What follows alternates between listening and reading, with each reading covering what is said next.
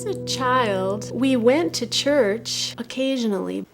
I have one memory of sitting in the pew with my mother, and it was time for communion. My mom said to me, "You have to be really ready to take communion, so I don't think you should take it." And what this did to me was it made me feel that there was something terrible that would happen to me if I took communion. So sometime between the age of 8 and 12, the minister came to our house and had a little chat with my parents.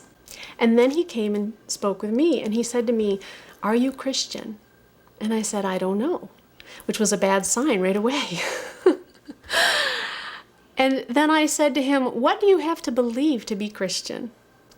And I began to question him. Each thing I would say, I would push a little further. And I pushed him until he said something like, "You have to believe that Jesus Christ died on the cross for your sins in order to save you."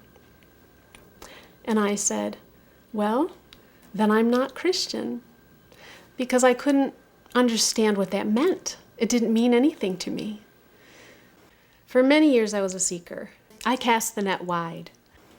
I was looking for something that could be meaningful, for a place that I could be rooted and grounded in a relationship with God, with the holy. I became inspired to go to Harvard Divinity School, where I studied world religions. While I was at Harvard, I had one friend there who invited me to come to his church. And he said, "We'll be having communion there." And I said, "I don't think I would be invited to that." And he looked at me and said, "I'm inviting you." The minister came and offered this communion to me with my name, "For you, Nanette." And it deeply touched me. I felt welcome in a way that I had never felt welcome in a Christian church before. When I finished seminary, I was very attracted to working in Wicker Park and working with the people there. I found this cute little tea house and approached the owner and said, "How would you feel about us having a book discussion group here?" And he said, "Oh, that's great. Yeah, bring people by." And we said, "Oh yeah, the book we're discussing is the Bible,"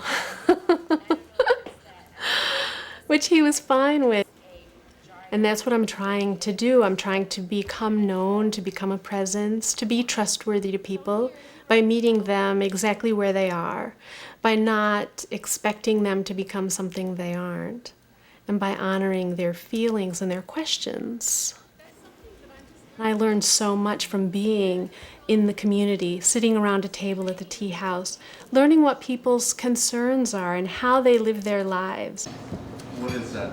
What is Zen? Great question. I was going to say, what is Christian? But That's for next week. And at what moment does God become present in someone's life? I can be inspired by those stories. I am a Christian who wants to grow and learn. I want to touch people.